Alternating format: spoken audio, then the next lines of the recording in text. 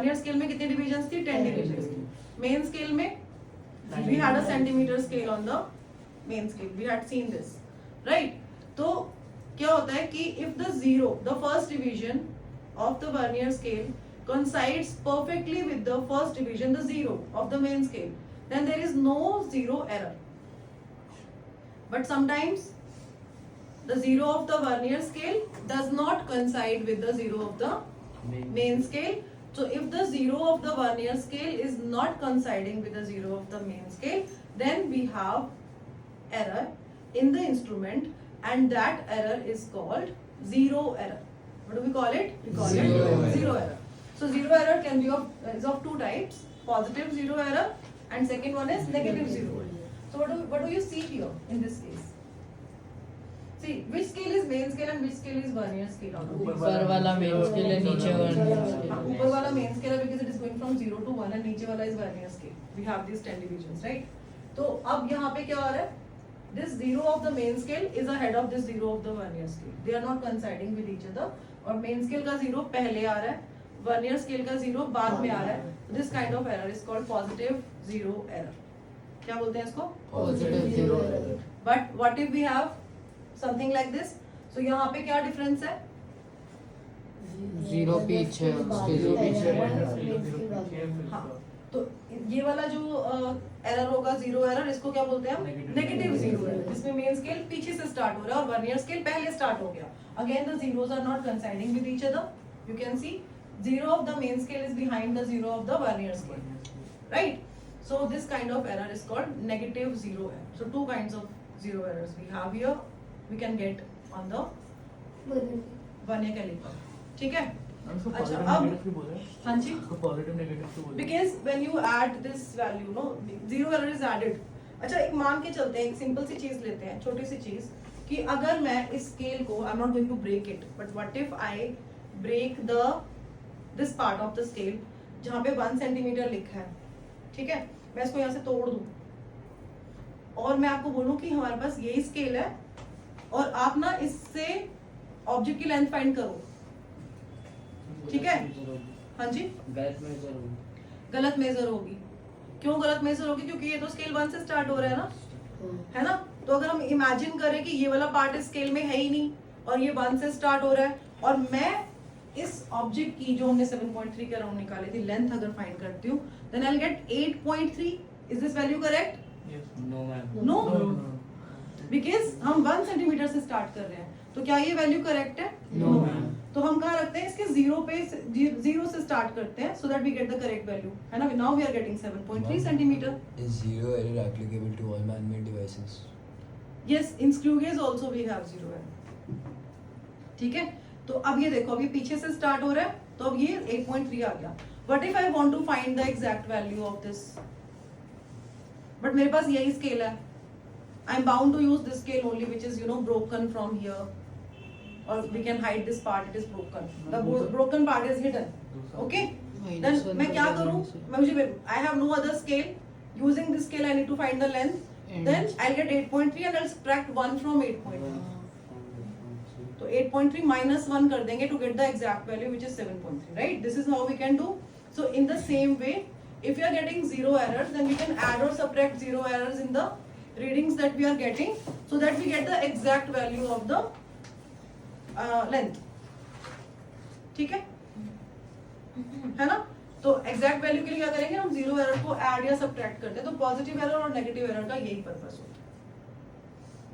If you have zero error in the instrument, then what do? We see the division which is coinciding with the main scale.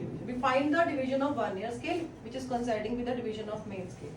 So in this case you can see यहाँ पे कौन सा error है? ये positive zero error है. ये इससे ahead है ना? vernier scale पीछे चल रहा है, वो main scale पहले start हो गया. Zeros are not coinciding with each other.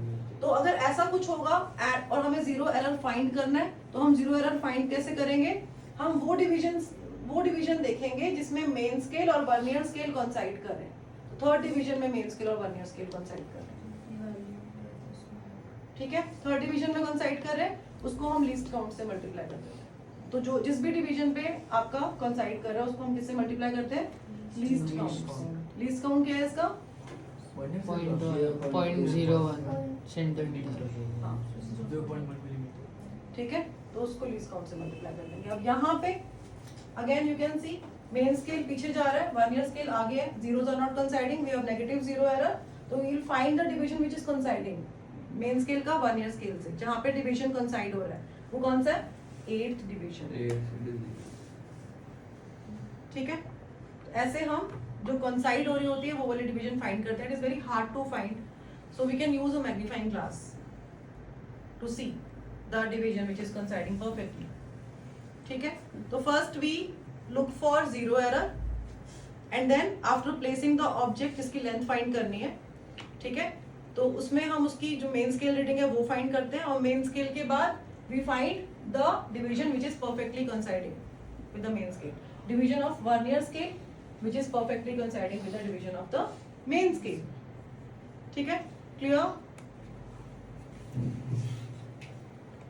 So what is zero correction? Zero correction, it is that quantity which has magnitude equal to zero error but has sign opposite to that of zero error.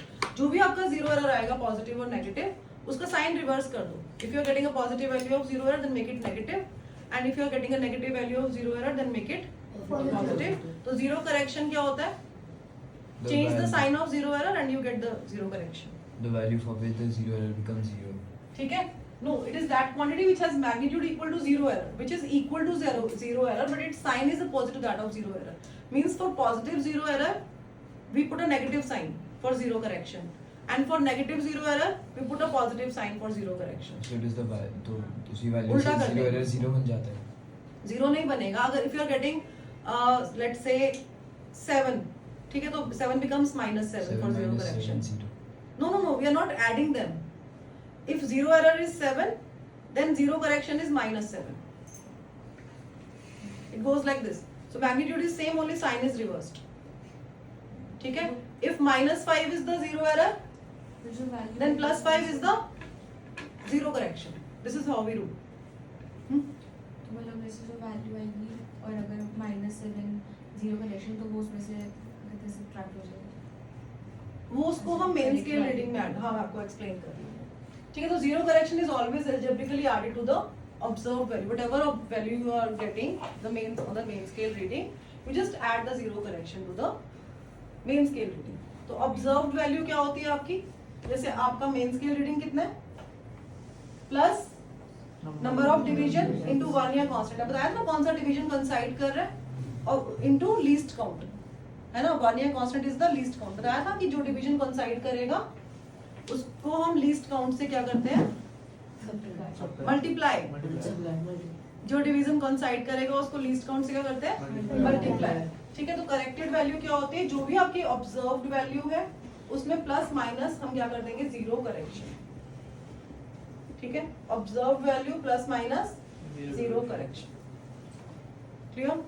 Please focus करो थोड़ी सी ज्यादा. Main scale reading ahead है, ये वाली ना थोड़ी सी आगे है शायद. तो अगर मेन स्केल रीडिंग अहेड होती है और वर्नियर स्केल रीडिंग पीछे होती है तो कौन सा पॉजिटिव. पॉजिटिव जीरो एरर है ना. So will write positive zero error. तो मैम जो हम इसकी रीडिंग लेंगे उसमें हम ये प्लस माइनस करेंगे. ठीक है, अब पॉजिटिव जीरो एरर देख लिया. अब देखो कौन सी डिवीजन परफेक्टली कोइंसाइड करी. 6th है. हाँ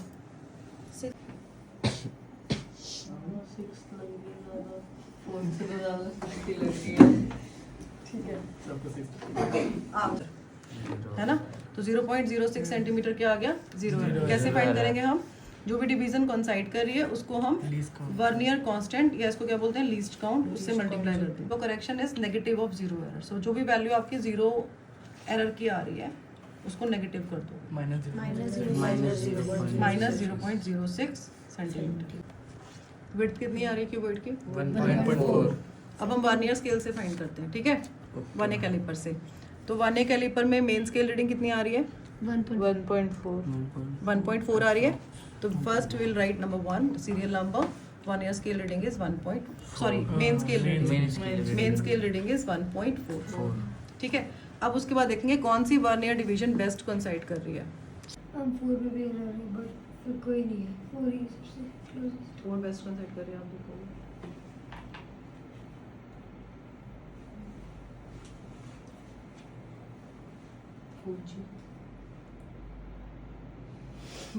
लग रही है यार phone you want use phone?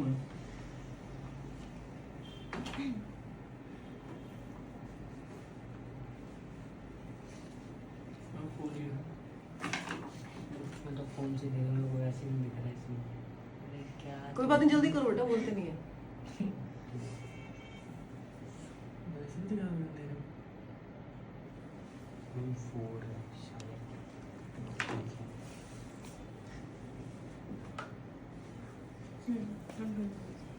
Fourth let me check.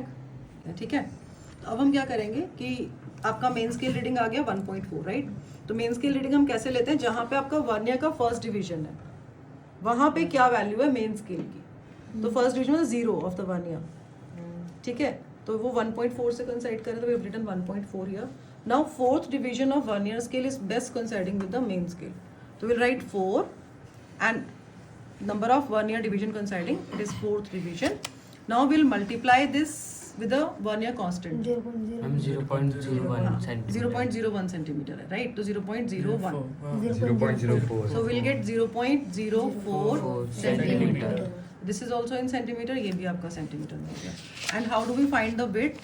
So we'll get width as x naught. It is equal to 1.4 plus 0.04 in centimeter.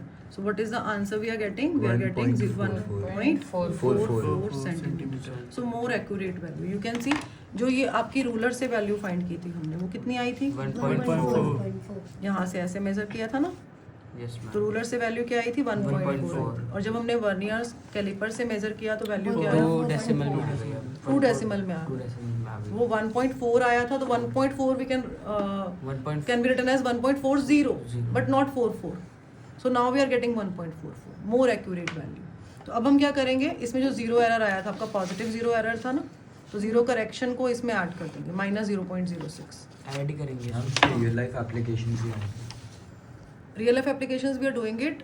और कभी कभी ऐसा होता है कि जहाँ पे किसी चीज़ में हमें बहुत ज़्यादा एक्यूरेसी चाहिए होती है, there we can use vernier caliper और even screw gauge can be used, और ना स्क्रू गेज भी यूज हो जाता है। तो 1.44 और अब आपका जीरो करेक्शन यहाँ पे आ जाएगा, 0.06 था, यस मैम ये आ गया, ठीक है? तो जीरो करेक्शन हमने ऐड कर दिया इसमें, और ये आपका आंसर, फाइनल आंसर। और माइनस नहीं करेंगे, माइनस नहीं करेंगे, या हाँ 1.3 and will write the answer 1.42 1.38। So this is the correct value. तो इसमें अब आ रही थी 1.4, now we are getting 1.3 1.4 we can write as 1.40, but this value is 1.38, 0.02 less than the value that we had measured from the ruler, right? मैं अगर कॉन्साइड value गलत हो जाए तो पूरा एक्यूरेसी अगर आपने कॉन्साइड वाली गलत निकाला तो आपका आंसर रॉन्ग होता जाएगा। तो आपको जो ये बेस्ट कॉन्साइड कर रही है, you have to be very careful while you know finding the line which is best coinciding, ठीक है? Now what we are going to do is the same way, the way I have found out this value, in the same way you are supposed to find one value. So you can use different objects, like I had used this, है ना? तो इसमें हमने weight find की है, and we have other objects there. Give me the ball. ठीक है? अब इसका भी हम क्या find कर सकते हैं? Radius, diameter. We can find the diameter. ठीक है? तो उसको हम place करेंगे यहाँ पे gently between the two jaws of the vernier calliper. These are the external jaws, right? है ना? Externally इसको आप इसमें fit करोगे and you will tighten the screw and you can find the reading. In this way you can find the diameter of the this sphere. ठीक है? और you can find the inner or outer radius diameter of the glass that we had here. ठीक है? तो जो pencil भी थी ना एक हमारे पास यहाँ पे, ठीक है? एक बच्चा इसका फाइंड करेगा, 2 बच्चे इसका फाइंड करेंगे, ठीक है? अच्छा, और 2 बच्चे जो है पेंसिल का फाइंड करेंगे, ऐसे।